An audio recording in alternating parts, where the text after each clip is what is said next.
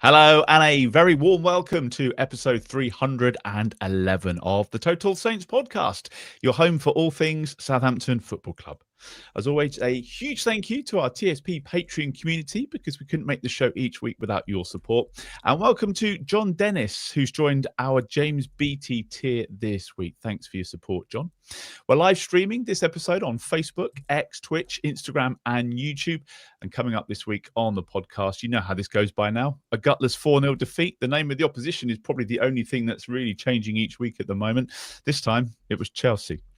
And after the FA Cup break, it's top versus bottom in the Premier League. Going to preview that daunting trip to Anfield and the Liverpool game. My name is Martin Starke, and joining me this week are Steve Grant, who is the owner of Saints Web. Glen is writer of the blog League 1-10, and Liam Dempsey is a long-suffering Saints fan and host of Saints Network. So let's get started, shall we? Steve, it was a milestone game for you, wasn't it, yesterday? I saw on social media. Congratulations. Well, or commiserations, depending on which way you want to look at it. Yeah. Apparently, that was my 1000th Saints game. That includes weird pre-season friendlies in Sweden and Switzerland and all kinds of various places, plus obviously the competitive stuff and the very much non-competitive stuff like last night. Yeah. Well, what did you make of your 1000th game? I mean, I think after Saturday's utter shit show, I think all we could possibly expect was to see some kind of plan, because we certainly didn't see that at all on Saturday. And in fairness, first 25 minutes, half an hour or so, there looked like a bit of a structure. There looked like a little bit of energy about us, certainly more than there was on Saturday. There looked like an actual game plan, which was basically to frustrate Chelsea. Obviously pack bodies defensively when they had the ball, but also to kind of frustrate them a little bit, because we know that obviously Enzo Maresca is a massive fan still of passing out from the back, even though all the good teams and us have stopped doing it now, because it seems to have been found out a little bit. And we did manage to frustrate them a fair bit. The Shed End and the Matthew Harding, you could see that they were visibly getting frustrated with Chelsea's inability to kind of pick a pass out of the back four. So yeah, we kept them at arm's length for a while, but steadily they started creating some openings. We were fortunate that Cole Palmer seemed to have his boots on the wrong way round last night, because his finishing was absolutely appalling. Which I'm sure was basically because he knew that every single person in that away end had picked him as their fancy Premier captain, triple captain. So yeah, nothing to show for it from him over the 90 minutes, and yeah, and as I say, we looked okay up until that corner, and actually the way that goal came about, that opening goal, was very reminiscent of 2 years ago. That was a goal we conceded a lot in that season, where the entire defensive shape gets kind of pulled to the near post. An attacker wins the flick on, and then the guy at the back is left more or less unmarked. Because I mean, we can't call what Will Smallbone was doing there marking, really, to head it in. And yeah, it was just so annoying that we'd kind of got ourselves into the game. I mean, we weren't going toe to toe with them by any stretch of the imagination. I mean, this is a team that cost like £1 billion to put together, but we were holding our own and looking. I mean, I wouldn't say comfortable, but looking like we were kind of coping with what was being thrown at us. And to then go and give away that goal, and then the other two that we shipped in that first half in the way that we did, I guess it's very illustrative, isn't it, that that you can kind of be as competent as you like, but everyone knows there's always a mistake lurking around the corner. And unfortunately, there were three pretty big ones in the space of about 15 to 20 minutes there. Flynn Downs will get the majority of the blame for the second goal. It was unfortunate because he'd actually played really well on his return to the side up until that point. But yeah, basically plays a blind pass straight to Kukureya's feet. And somehow James Bree was sort of 20 yards up the touchline. So not covering that space particularly well. And eventually the ball works its way to Neto, and he's absolutely hammered it. I mean, I'm sure if there wasn't stuff in the way, then that would still be travelling. Was such as the pace he hit that, and Ramsdale had no chance again.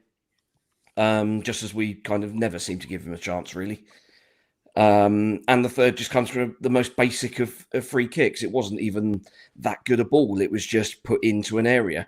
And Joe Aribo's decided that rather than trying to actually win the ball, he's just going to kind of turn his shoulder a little bit and kind of barge into Levi Colwill rather than make any meaningful attempt to stop him.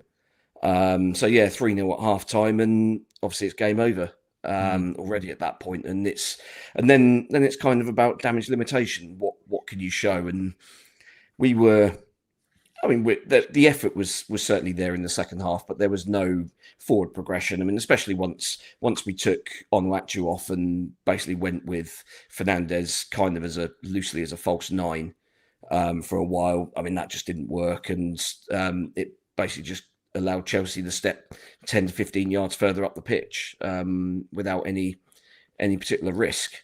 So yeah, that was disappointing. Obviously, they got the fourth relatively late on. Annoyingly, that we managed to let Kukureya score, because obviously being the massive dickhead that he is. But yeah, I guess that kind of sums it up, that we let the one guy that we really, really don't want to score. Yeah. For all kinds of reasons, and yeah, he's still there, popping up at the end with the freedom of our penalty area. I mean, the fact that he has time to take a touch on the penalty spot before kind of picking where he wants to put it is a fairly damning indictment on our defending. So yeah, not the finest of evenings, that's for sure. It was terrible. Well, here's to 1001. Let's leave it at that, shall we? Glenn, the manager, Ivan Juric, he said that we weren't good enough to play his way and that we needed to find a better solution. Then he kind of seemed to backtrack on that a bit on Monday. Yeah. When he was pressed on it at the press conference, didn't he? I mean, I certainly didn't really see anything different. I don't know about you. Well, there was a slight shuffling of the deck in terms of players, wasn't there? But I mean, I don't know why. I don't know why you say it, that you're going to change the defensive system after a game when, as Steve pointed out last week, there was only 2 days or 3 days between the games, and then one of them was probably a day off, and the other one, and the other one was probably a half day because they had to travel or something. So there was never going to be a massive change to the way we played. Team selection again, I found bizarre. You have 3 centre halves on the bench. And yes, they're all at varying stages of fitness, but surely, as he always makes a sub at half-time anyway, and he did that again, surely you could have played Stevens for half a game and then Harwood-Bellis for half a game. I mean, the second half, it seemed to improve. Harwood-Bellis made quite a big difference, and it's just having the right player in the right position. I mean, that back three was always going to be horrendous. Despite, and I will say, I thought Bella Kotchap acquitted himself pretty well. It's a low bar compared to the to a lot of the other players. It was kind of a 6 out of 10 performance by him.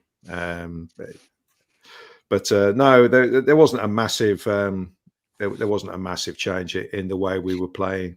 It was entirely predictable once the first goal went in, and that was a very predictable goal. We all know Will Smallbone is not the best defensively. When we haven't got the ball, he's a bit of a passenger, and it was proved again there. It was just it's just really weak. Really weak. I mean, I know he's not the first player and he won't be the last to do that, but it was kind of so expected, and that's the thing that got me is how predictable it was that we would kind of cave in. If you think Bournemouth earlier on in the season, we let in the first goal around the half an hour mark, and then within 10 minutes it's totally gone, and we've chucked a couple more in.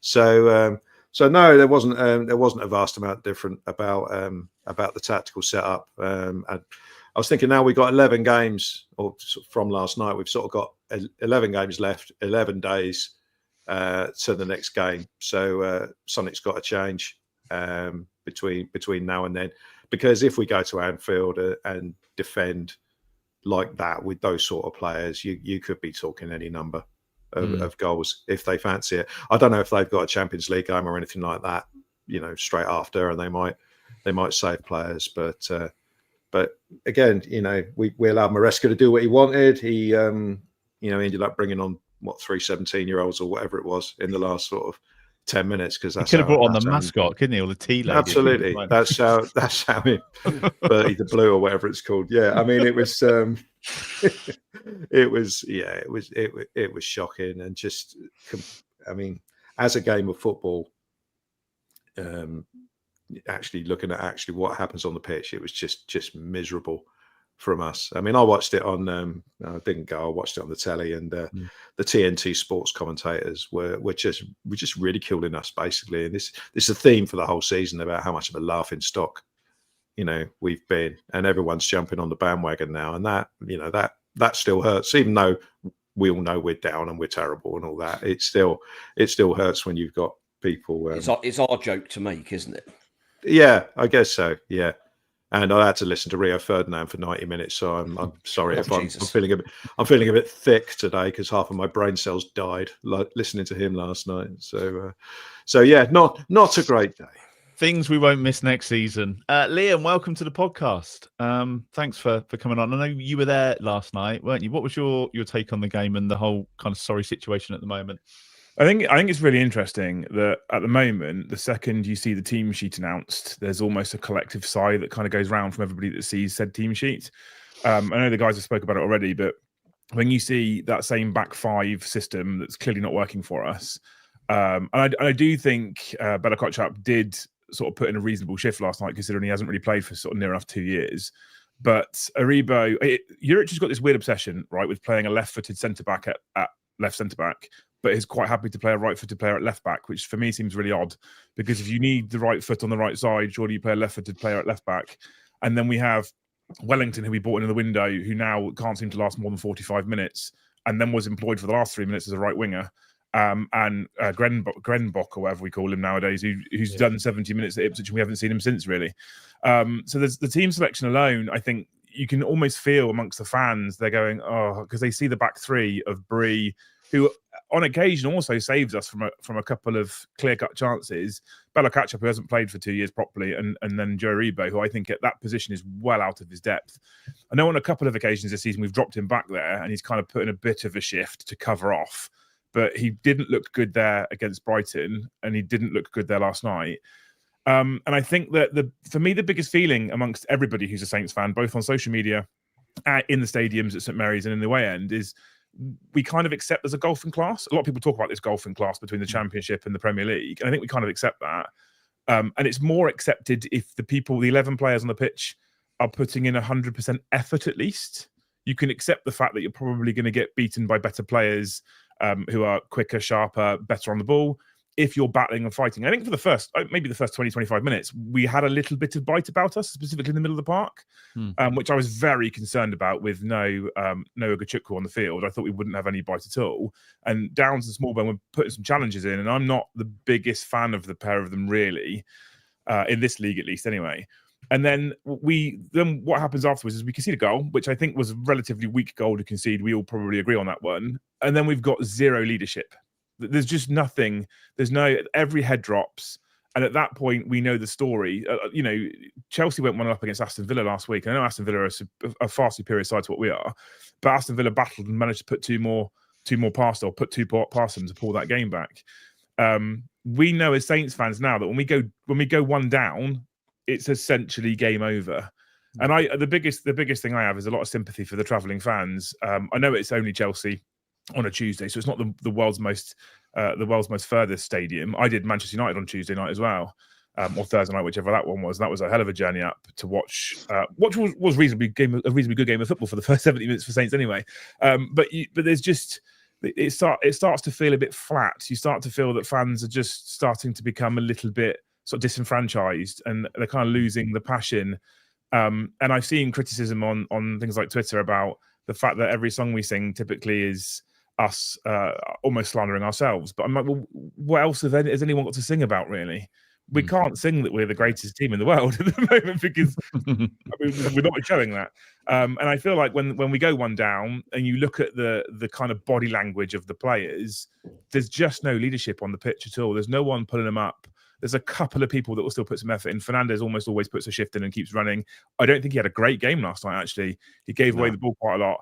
And let's be honest, I've watched a few of the Chelsea games leading up to yesterday.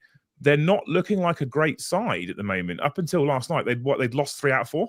And I think they looked really good against us, which speaks volumes for our level of quality, because they're not a great side, and I don't think they were brilliant last night. If they come up against another semi-competent team, they're not really putting 4 past people or looking like they've got so much space. But we seem to have this innate ability to give everyone a lot of space, or make them look like they've got a lot of space at least. And it just goes to show that at the end of the game, we're 3-0 down. They get a break on just before the 4th goal. Fair play, Dibbling sprinting back. Fernandes is running. Aribo's jogging. He's not. He doesn't care. And they're sprinting forward. They've got 4 or 5 options, really, that are coming forward with them. They're 3-0 up. They don't need to put that effort in at that point. They don't need to try. But we're kind of not really interested. And I've used the phrase a couple of times for a few of the players over the last couple of months that they're sort of stealing a wage at this point. Yeah. Because all I care about is seeing a bit of passion and a bit of effort. I can accept a loss, especially against Chelsea, away at Stamford Bridge. I can accept a loss, but just put some effort in and look like you're fighting for the badge. And then not really, which I think for most people is the most disappointing factor at the moment.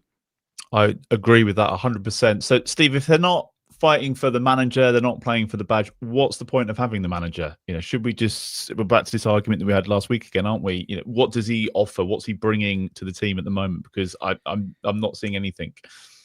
Well, yeah, and I mean, you can kind of go back to what was it, about sort of his 3rd or 4th game, and the stats were looking a little bit better on a per game basis in terms of chances created, XG for, XG against, that sort of thing. But actually now, if you do a like for like comparison between our period under Russell Martin in the Premier League and our period under Ivan Juric in the Premier League, basically every statistic now is in Russell Martin's favour. And given how sort of low people were kind of maintaining that we were under Russell Martin, actually looking back, maybe you at least you kind of look at Juric and say, well, what has he actually improved here? Yeah. And we kind of went over this on Sunday, didn't we? That actually you look through that squad, how many players are better now than they were in November, December? Not many.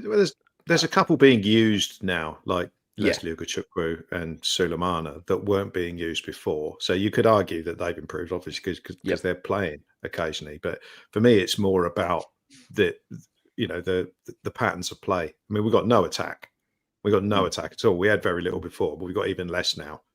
And we've still got this defensive shambles going on where the organisation is just, it's just, follow your player around all over the pitch. It's like, that's an under-8s coaching drill that you do to get kids to get used to, taking responsibility for marking a player. It's not something you do in a Premier League game. There's 19 other teams in the Premier League. They're all above us and none of them do it. And there's a reason for that. It's because it's shit and it's not going to work. So I mean, it's just repeating what we said on the weekend. Really, I don't see what he's bringing to the party at all, to be honest. And and it just begs the question: what's the point of him being there? Because I think virtually any coach could get that team better organised, especially defensively. I can't believe there's not an academy coach for any of the age groups who could not get those players sorted better defensively to make it to help us get through games without conceding stupid goals. I mean, that Fulham away game under Simon Rusk, we were pretty solid defensively. Kept a clean sheet away from home, our only clean sheet away from home this season. But obviously, I mean, Rusk does now have that thing of being slightly tainted by association. because he has been on the bench alongside Juric for this whole time. So you would think that Juric will be taking some input from him, whether he completely disregards it and kind of says, "Well, no, I'll do my own thing, thanks." I mean, we don't know, but you would imagine that if Rusk was going to take the permanent appointment that he's taken, that there's kind of at least some kind of dialogue going on between the coaching staff. Do you think there must be some sort of conversation that he's had as well, Steve? Because to me, like, do you want to be part of Juric's staff that are probably going to lose their jobs in the summer? I'd be like, no way. So do you say to, like, I will take the job and I'll step up and I'll work with the first team on the understanding that when he goes in the summer, assuming he goes, I can either go back to the job I was doing, or I'm going to be here to help the transition. Are we going to be left with this situation where he finds himself out of a job in the summer? He either gets the job to the end of the season, he finds himself out of work in the summer, or we've got a new man coming in and being forced to work with Russ because they've promoted him. It was an odd time to do that to me. Yeah, I thought so. But I mean, maybe that permanent promotion comes with it kind of contractual security. Maybe he gets a pay rise as a result of being officially first team coach, as opposed to under 21s B team, call it what you want, manager. I imagine there's probably a step up in pay, and as a result, kind of security on that front. But yeah, I mean, why would anybody want to associate themselves with this shit show at the moment? It is absolutely laughable. If it wasn't so utterly soul destroying. What's the answer, Liam? We've obviously spoken previous weeks about whether he's actually earning his money and whether he should be there. We talked about maybe Simon Rusk until the end of the season. Glen gave us a great analogy about making a breakfast and having the right ingredients. Is your feelings, Liam, that there is actually a team there? And I'm not talking about obviously staying up now. I'm just talking about maybe getting into double figures. Do you think there is a team there that, if they were well managed and well prepared, could actually get another couple of points and get us to 12 maybe? I mean, we see little glimpses on occasion of players that can do special things and players that can gel together. I mean, at the moment, we seem to struggle to even have a consistent 11. And I know we have things like injuries, etc. But even without injuries, we seem to. And this wasn't just Juric. This was before. This was under Russell Martin as well. We seem to continuously change players. And I feel like players do need some level of consistency to start to gel, find out where their oppo next to them is going to be on the pitch, how they're going to play, when they're going to push forward, when they're going to hold back. We don't have any consistency, which makes it incredibly difficult for players in the middle of the park to kind of learn where their teammates are going to be and then be able to play off of that. I have tried since he's come in to be very pro Juric because I just want to try and have some belief in something. But I think, and I see a lot of stuff on social media specifically around get rid of him already because he's terrible and nothing's got better. And I don't necessarily disagree with that, but I think at some point we have to also take a look at these professional footballers as well, who are being paid a significant amount of money week in, week out, who, from my perspective at least, they're just not even achieving the very basics that we would have been taught at 12-year-olds in Sunday League football. They're not doing the basics. Man marking aside, in defence, they're not doing the basics. In attack, they're most certainly not doing the basics. There's a couple of occasions we see a Fernandez break forward. Aribo went powering down the left yesterday, and he looks up, and there is no option.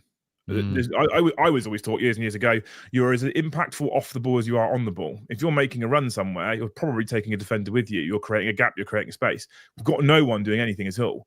It doesn't matter how hard you drill them in training. If you can't do the very basics on a football pitch of tracking a man, keeping playing a player offside, making a run, creating a gap, it doesn't matter how good your manager is at that point. I think at that point, this comes down to sort of discipline, and it comes down to managers needing to be a bit harsh and fiery, perhaps, with players. And there's a lot of stuff out there about they were all friends, they're all mates of Russell Martin. It was a very sort of lad culture, perhaps. We don't know because we weren't behind the doors ourselves. But you would think then, with Juric coming in, that might change. And he came with this heavy metal promise and this supposedly fiery sort of attitude, but we yet have seen no discipline on the players on the pitch. And I think that changing Juric at the moment, getting rid of him, is just going to cost us money and achieve nothing.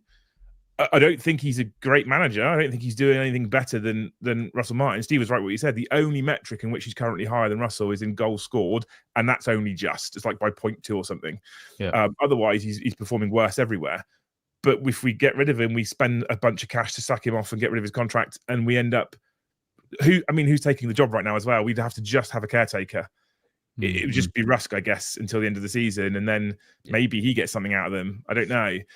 I think the biggest struggle for me is I don't know the answer apart from dredge our way to summer and have a huge clear out and be really ruthless. And this new Johan Spores, I think, needs to take a good hard look at the squad, the coaching staff, everything, and be really ruthless to set us up for the Championship next season. Yeah, well, man, we're talking about getting to the end of the season, aren't we? We're not talking, that's all we're talking about, really. Yeah. We're not talking about making a decision now that's going to be impactful for next season. We just want to beat Derby's record. That's all any of us want. I've almost stopped caring about. I think as well as wanting to beat Derby's record, Martin, as well as wanting to rebeat the record, I think as fans you just want a little bit of pride back. Yeah. I think the majority of Saints fans out there have probably accepted for a very long period of time that we're probably we're almost definitely going to be relegated. I don't think, unless there's some special medicine that some people are taking, which perhaps I want some of, I don't think anyone out there is thinking it's actually possible that we're going to stay up this season now. But just have a little bit of pride, because we have continued to follow the team and support the team through thick and thin, through what is one of the most embarrassing Premier League seasons for any club ever. Yeah. And we're still selling out and supporting and singing. And I mean, it's Chelsea, so we don't expect great support, but it was like a library in there last night, with the exception of the way end, whilst getting battered 4-0 and playing dreadful football. I think fans just want a little bit of pride. And all that you need for that is a degree of effort from the people that are taking a wage from the football club on the pitch. If you have that, you probably are a little bit more happy, at least with the performance, because you see them trying and caring at least. But they just don't seem to care for the majority of them anyway. Go on, Glen. What were you saying?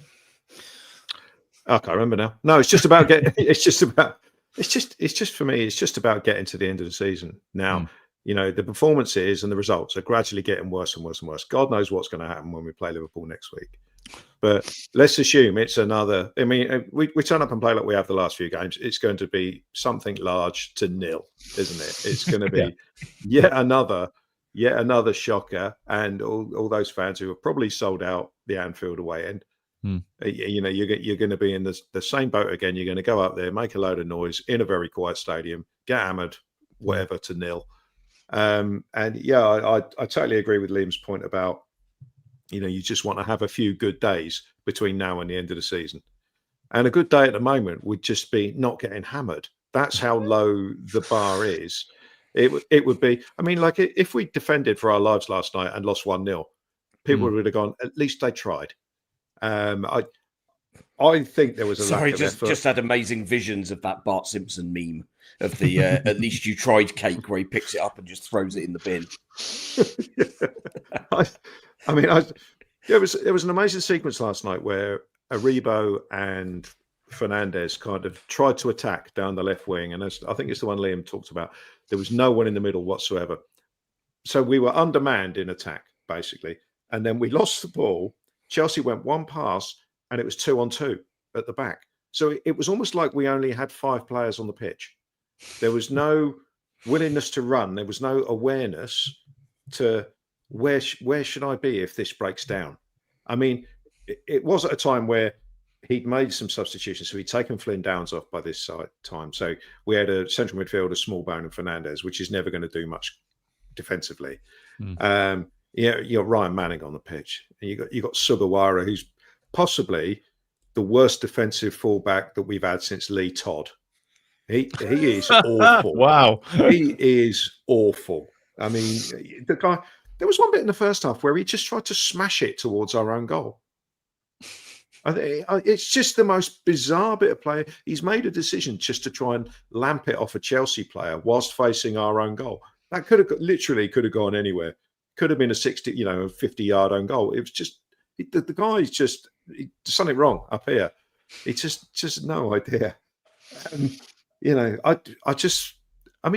Jurek has tried to not be everybody's mate and do the discipline. So he's had the thing with Flynn Downs. Yeah, he's had the thing with Bella Kotchap, obviously leaving him on the bench for 5 or 6 games, it was almost like some sort of discipline thing going on there. But that hasn't worked with these guys either. It's almost it's difficult because some players need the carrot, some need the stick, and with the Flynn Downs thing in particular, it was kind of cutting off your nose to spite your face, I thought, because then you're left with Aribo and Smallbone in the centre of midfield, and you leave Leslie Ogachukwu on a booking for 75 minutes against Brighton when you've got Downs on the bench and don't use him. There's been some weird stuff going on, but at the bottom line is we got to get to the end of the season somehow.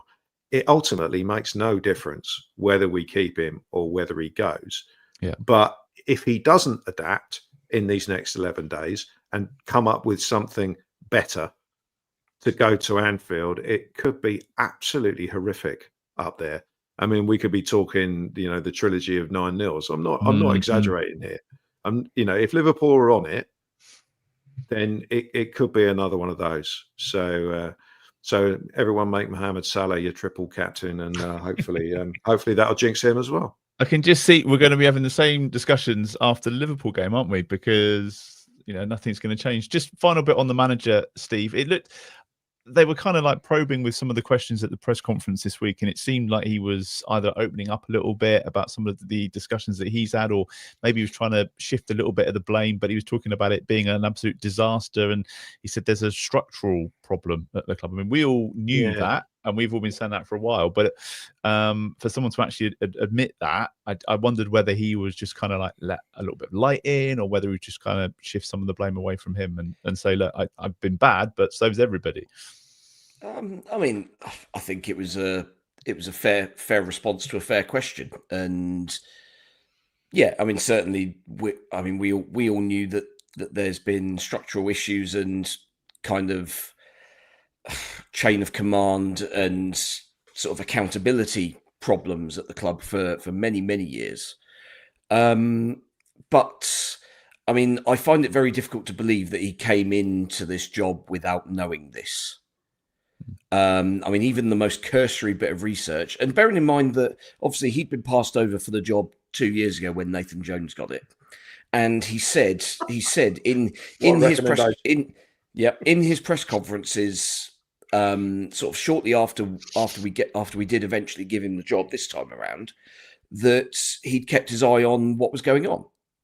So, I mean, he's come into this situation with eyes wide open, knowing what was going to happen. I mean, the only thing that I can think of that may not be quite sort of sold as seen is the kind of activity in the January transfer window. But ultimately, there was. I mean, I think a lot of us would probably agree that actually, kind of, we're not going to stay up. There's no point in doing what we did 2 years ago and spending a load of money on players that aren't going to be good enough. And those expensive players from that window are still stinking the team up now. I mean, Onuachu and Sulemana have at least contributed a little bit in recent weeks and months, but overall, they are still going to be like, if you were running down our transfer ratings over the past 2 or 3 years, both of those will be very much classed as a miss if you were doing hit or miss on those. So yeah, I don't think that, other than the transfer spending last month, which Juric may have been given assurances towards when he took the job, he may not have done. But realistically, unless we were in with a fighting chance of staying up, why would we waste the money on players that A, wouldn't want to be here in the Championship, or if they did, that means they're probably also not good enough? Just one thing on that January transfer window. Didn't Russell Martin say something along the lines of, I need to win a couple of games to get some help in January? Didn't he say something like what that? he alluded to, that, yeah, if So results it was turn almost, around, we might get. It was almost like there was a points target to open the checkbook to. So then, the implication. So then if you give yourself an opportunity, then okay, we can loosen the purse strings a little bit and try and push it through. But yeah, I mean, we're nowhere near. So what was the point? Yeah. Just your thoughts, Liam, before we move on to Liverpool about we spoke last week about Sport Republic a little bit and some of the changes that have gone on there. We've had obviously Rasmus Ankersen seems to be out in Turkey at the moment, doesn't he? And Henrik Kraft stepping aside. So we've got that director of football, Johannes Spors, who has come in. Is that kind of like the steps in the right direction for you, or do you still think they're quite accountable for what's going on? I think Dragon taking control of the chairmanship at the football ground, and then bringing in Johannes Spors is a positive move on the whole. I think what he's done at that point is he's indicated that he's aware that things aren't right and things need to change. Taking control of the club himself and bringing another guy in proves very much that he's aware that things aren't right. I think fans calling for Sport Republic already perhaps forget about how much money's been invested in the club. So not all of it spent well, don't get me wrong, but in terms of the commercial aspects of the club, we're in a pretty strong position compared to where we were before. I think people have to remember that they're turning a tanker rather than a speedboat. So it will take time. Johannes Spors can't come in and make changes within 2 weeks. And this is why I was talking about summer. Glen's right. We have to just get to the end of the season, hopefully beat Derby's record, have a little bit of pride left. And then I think we give them the summer to see how they behave and the sort of action that they take to try and then turn this around. Because at the moment, I'll be honest, I think we look like a pretty mid-championship side. I don't think we even look like a good, strong. We're not going. I don't think at this point we're going to go down and set that league on fire and come firing straight back up again.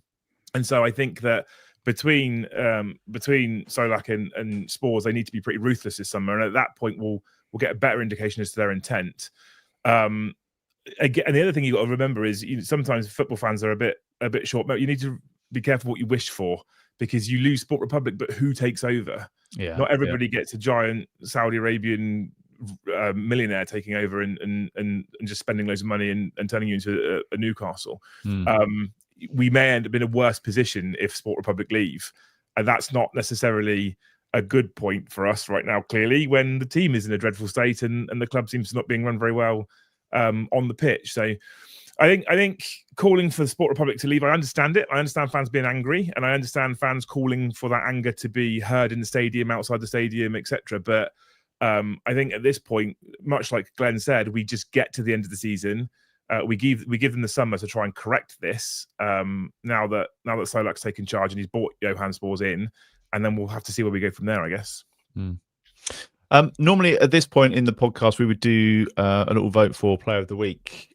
Last week we cancelled that and we just gave it straight away to Aaron Ramsdale. Are we doing the same again this week? I can't think of anybody else that he had a great game. If it wasn't for him, it would have been an awful lot worse. So there weren't any other kind of standout players, were there really? Even Fernandes, as you said, had a bit of an off game. There's a few players who weren't too bad. Okay. I thought Harwood-Bellis did well when he came on.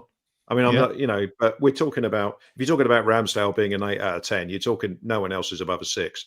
Yeah. You know what I mean? So Harwood-Bellis was okay. Sulemana had the odd moment. Harwood-Bellis did do his now time-honoured traditional thing of presenting the ball straight to the opposition, then hurling abuse at the guy that he never got anywhere near towards passing to. Yeah. But I mean, I think that was an incident with Amo-Ameyaw where Amo-Ameyaw sort of went to come towards the ball and then didn't bother. So I can kind of understand that one. Flynn Downs wasn't terrible, but if those guys that I've mentioned there are kind of 5 and 6 out of 10, we had so many 3 out of 10 performances from people that it just drags the whole thing down. And then you've got the tactical madness that's going on as well, where you're not. This is the criticism from the weekend. He's not making, there's no partnerships on the pitch. Again, this is Liam's point about different players every week. We're not better than the sum of our parts in any area. And Ramsdale's a goalkeeper on his own, so you can't mess him up really, unless you're telling him to dribble past 20 players or whatever. So he just does his job. But anything that relies on any sort of cohesion it's just not there. So yeah. Maybe we'll call it the half decent Player of the Week award, maybe, and then we can do Harwood-Bellis, and you could put the fans forward because I think there's more effort from the fans than there is from anybody else. It's It's a good shout. It's a good shout. It's a sorry So, situation. Ramsdale, Harwood-Bellis, Downs, and Rio Ferdinand. There we go. There's our little vote. Thank you. Right. Before we get into the little Liverpool preview, I just wanted to say we are going to be here on Sunday this week, not a usual episode of TSP. We're going to be hosting our next fan forum. So Steve, Glen, and Alfie are going to be here at 7 o'clock. They're going to be taking questions from you in the live chat on YouTube, Facebook, and Twitch. It's been a while since we did one of these. So with results as they've been at the moment, and opinions very much split on managers and owners and setup and the such like. It felt like a really good time to hear how you're feeling now, just to kind of like take the temperature of the room. And if there's something you want to get off your chest, Sunday night at 7 o'clock is the place to be. Does it feel like a good time? I don't think it does. from a therapy point of view, if okay. We're all in it together. The guys are going to be here usual time for that special fan forum episode. So 7 o'clock on Sunday night. If you want to get involved, if there's something you want to say. Now, there are no easy games, especially when you're Southampton, but this has the potential to be as one-sided a game as you're ever going to see. I think top versus bottom at Anfield on Saturday the 8th. The good news, Glenn, I guess we've already played them twice this season and we scored 3 goals. So, there's a positive. I mean, we conceded 5, but you're hoping to see some changes, I guess, with these 11 days that we've got until this game. Well, I was thinking about this, and in theory, we could have a team of Ramsdale, back 3, Harwood-Bellis, Bella-Kotchap, Bednarek. You could have Downs and Leslie Ukachukwu in the middle, 2 fullbacks, KWP and Wellington, if you want to do that mad thing of having, players on the correct side and all that. And then 2 forwards, which would probably be Sulemana and, I don't know, Tall. So that, to me, on paper, looks probably about as good as we can put out if we're going to play this formation. So, so he could probably do that and not have any madness, Aribo in defence and, all this sort of rubbish. So we could, in theory, put out a better team, whether he will or not, I don't know. So, yeah, I'd like to see some changes if we assume that Urich's still going to be there, which he probably is. Liverpool, I mean, yeah, we're going to talk about them, but there's not really any point. We all know how good they are. We all know how well drilled their team is, how strong the defence is. Van Dijk and Konate don't go wandering out to the wings just because a forward does. They don't follow them and leave a big gap up the middle. It's strange. I don't know why every team doesn't do it. So they'll be very, very difficult to get any change out of. Obviously, they've got a midfield that's got a bit of everything about it. You've got Gravenberch, who's who's the insurance policy, and then you've got McAllister and Szoboszlai, and Curtis Jones, whatever combination they decide to go with, who can all be a threat going forward, but all work incredibly hard.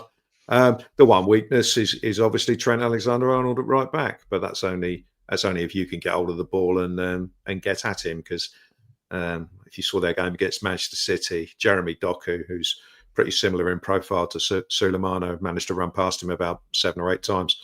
So again, that's what we've got to aim to do. But there's kind of no point unless we get the defensive side of the game sorted out. And it's just one of those, watching through your fingers, isn't it? And trying to get to each 10-minute period without having conceded a goal. And and if we do concede a goal, like we did against Chelsea on about 25 minutes or whatever, you absolutely have to start again as if it's 0-0. You cannot afford to throw in 3 or 4, because then it really will get horrible in the second half. No matter how many substitutions and changes Liverpool make. So yeah, there's not a lot. But again, we're going into another game where we've got to hope for for a different setup and a different way of going about it than what we've seen so far. Because if we go into it like we did against Chelsea and we have players out of position and we don't work particularly hard and all that, it could be absolutely brutal against Liverpool. If they can't get themselves up for this game, Liam, then they should probably quit as footballers. Are you nervous about the game? What are you expecting? I foolishly bought a ticket for it. Right, so I have a hell of a journey up there. I remember the journey. You just want to enjoy the game and see some players put some effort in, then, don't you? But yes, ultimately, that's it. I was listening to TalkSport on the way up to Chelsea yesterday, and I heard Chelsea players do nothing but complain about Chelsea. And I walked into the stadium with this false hope, having listened to Chelsea fans complain about Chelsea the whole way up. But I don't hear Liverpool fans complaining about Liverpool. Let's be honest, because they are a complete package right now. Glen's not wrong. Suleiman are running at Trent Alexander-Arnold. We could have some degree of success down that wing, but if you've got no one making space or making runs in the middle, it's largely pointless anyway. And no one, even Juric, if he has some success, he'll probably switch him to the other wing anyway, because that's what he does at the moment. I think the only glimmer of hope I have right now is Liverpool have got a League Cup final around the corner, and they're now 11 points clear, aren't they? So they may decide to take some of their big guns off for that final and Champions go. League next round must be coming up soon as well, I would have thought. It's got to be soon, yeah. So I can only hope they might take some of their big guns off, rest some of their bigger players, because it's only Southampton, and then maybe we have a glimmer of hope from that. But I mean, I'm clutching at straws right there, to be honest with you. I would like to see changes, much like Glen. I'd like to see us change formation though, because this 5 nonsense is just not working. I'd like to see a 4-2-3-1 or something, and just try and really shore up the middle of the park, because our middle of the park is currently non-existent, and that's where we're just getting people tearing through the middle. And the man marking doesn't help, as Glen's alluded to. When your centre backs go wandering out to the wing, it doesn't help. So I think we probably need to look at a change of formation. We've got best part of 2 weeks now to try and get a new sort of system in. My fear is the team sheet will come out and you'll know exactly where each player is playing, and it'll be the same formation. And even Liverpool's B team is probably going, yep, cool, this has just been another day at the office. And the fans will probably get a bit bored of just watching them hammer us for 90 minutes. Sorry, Liam, just to jump in a second. I've just had a look. Liverpool's fixtures, they've got PSG home and away either side of our game. So there's that glimmer of hope, Glen. See, I told you. Yeah, there it is. So it's PSG away on the 5th, us at home on the 8th, and then PSG at home on the 11th. So they'll obviously be resting players for PSG just so they can play against us. Yes. We're watching the champions elect, aren't we, Steve? They've had a hell of a season, to be fair to them. Yeah, I think everyone probably expected Liverpool to stutter a little bit this season with the new manager. It's always a little bit unknown especially when kind of a sort of dynasty manager steps down and you've got new guy taking over. How do you follow on from the guy that's basically achieved everything for that football club? And actually you achieve it by being pragmatic. You don't come in and say, no, this is my way of playing, and we're going to rip up all the good stuff the previous guy did, and we're going to do it my way and I'll put my stamp on it. He's been very pragmatic in terms of only tweaking certain things. So they've not been quite as gung-ho as they were under Klopp, which I think towards the end, especially last season, they were just knackered. Constantly getting injured because the demands on that team, and it's a team that plays 65, 70 games of football a season now, and you can't play that style of football consistently for that period of time and expect to be successful. And I think Slaughter's kind of accepted that and been fairly pragmatic. They've signed nobody really. They've signed Enrico Chiesa, who's done absolutely nothing since he joined, and so he's still got the same squad, but he's got them much more efficient. Probably the only kind of the only kind of real failure I would imagine is Darwin Núñez has somehow got worse under him, but other than that, everybody else seems to have kind of stepped back up a level, which has been a combination of both impressive and annoying. For any of us who know that type of Liverpool fan who is just constantly chippy about how great they are. But yeah, at the end of the day, they will be expecting to roll us over as easily as they've rolled over the rest recently. Although it was interesting how much of a pig's ear they made of the Wolves game a couple of weeks ago. 2-0 up and fairly coasting.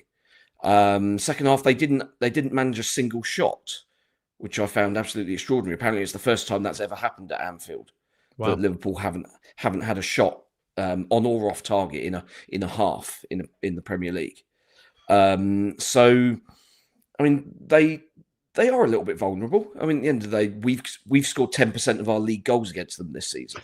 I hadn't even thought about that when I worked out the number. So yeah, I mean their defense isn't completely impregnable, and that's kind of what we've seen over the last 3 or 4 weeks, where they've stuttered a little bit, had a couple of draws. As I say, they had that Wolves game that they just about scraped the win in the end, but they drew with Villa, they drew with somebody else who I can't remember. Obviously got dumped out of the FA Cup by Plymouth, albeit with a largely reserve team, but still a side that should have been more than good, more than capable of going to the Championship's bottom side and winning easily. But now they've gone and battered Man City, and everything's fine again. Yeah. But Slot's not on the touchline. 2-game ban for his red card at Everton. That was the other draw, wasn't it? Yes. 2-game ban for the red card he got after the final whistle there. So him and his assistant, I think, are both in the stands. Obviously, it won't make an awful lot of difference, but I guess. I mean, we don't really know how much of an influence he has as a sort of touchline manager, really. I mean, we know that Klopp was a very big presence in the technical area, much to the kind of headaches of fourth officials up and down the country. But yeah, I don't think Slot is quite as sort of animated or involved as or sort of micromanaging. I mean, you look at the sort of stuff that Pep Guardiola's doing every 30 seconds in the technical area. Slot's nowhere near on that sort of level. So I don't think, I wouldn't imagine that him having the touchline ban will have an awful lot of impact. But yeah, I mean, at the end of the day, you never know. I mean, as I say, their defence has looked a little bit creaky if you can get at them. The problem has been that we basically can't get out teams because we basically surrender and cough up easy chances too early in games and give ourselves too much to do. Whereas, I mean, if you take the reverse fixture back in, when was that, October, where, I mean, we caught them on an off day, we played really well, should have won the game, and we presented them with 3 goals. Yeah, and you're never going to win any games if that's what it takes to win. And I mean, the quality of players they've got, you don't even need to give them sort of easy chances, although we did. So yeah, it's hard to see how we could possibly contrive to get something, but I mean, as long as there are 2 teams on the pitch under the same conditions, then theoretically there is a chance. But yeah, probably not. Liam, are you going up for the whole weekend? This could be our last trip to Anfield for a while. You go straight up and back again? I got tickets for Anfield, but I've also got tickets for Twickenham the day after for England versus Italy, so I can actually see a team win a game, hopefully. A change. We're driving up. Narrator, England lose that game. Well, I mean, that's the fear, though, Steve, isn't it, at the moment? I mean, I have seen both of the Saints' victories this season so far, and it's depressing to use the word both at this stage of the season. So I'm hoping, we're going up and coming back the same day, and then I will be at Twickenham on Sunday, drowning my sorrows watching England play rugby. What a weekend! I mean, a weekend of sport normally sounds great, right? But I think it'll be quite juxtaposed. Well, hopefully it'll be quite juxtaposed anyway. Highs and lows, Liam. Highs and lows. Yeah. Let's do some score predictions then. We had 3 correct guesses in the predictions league this week. Steve got his second 3-pointer of the season. Congratulations. So what about Liverpool away? I'll give you the honour of going first. Steve, how many goals are we going to concede? Go. Let's go for some nice symmetry. But I think they might just properly slack it off, and we'll get something right at the very end. 4-1. 4-1. Glenn, pick a number. 7 sounds good. No, I think mainly because I'm gonna trust him to pick the right players for the right position. I don't know why. I'm just going to trust him, and we'll have 3 proper defenders, and it will be a little bit more difficult for them to score. Yeah, hopefully James Bree will be on the piss at Twickenham as well and won't be at the game. Sorry, I'm picking on him amongst others. So I can't see us scoring, to be honest. I think even if Sulemana runs past Trent Alexander-Arnold 4 or 5 times, there'll probably be no one in the middle. So yeah, probably not a lot of point. Might as well save his energy for defending. I'll go 4-0. 4-0. All right. I'm seeing everything from 6s to 8s and 5-1s in the comments at the moment. Liam, do you want to pick a number? Your audience, considering I'm new here, your audience are going to murder me for this, but I will never bet against Saints. Okay. That being said, I also can't see us winning. So at this point, I'm cornered now, and I have to pick a draw. And I'll have to go. I don't see us scoring more than 1, so I think I have to go for a 1-1 draw. Just because I will never bet against them to lose, because I don't like doing that. And I'm aware that I'm about to get murdered in every comment section on every platform. It's fine. We were the same about 4 years ago when we started doing all this. Yeah, this feels like that moment in Family Fortunes where Les Dennis would look at the board. He says, "Well, if it's up there, I'll give you the money myself." Another reference for the kids. Right, thank you. Anything else on Liverpool? Anything else on this week before we wrap up? I think we've covered quite a bit tonight, haven't we? Yeah, there's not a lot. There's not a lot else to say, really. I mean, it was predictable. It was just exactly as we expected it to go.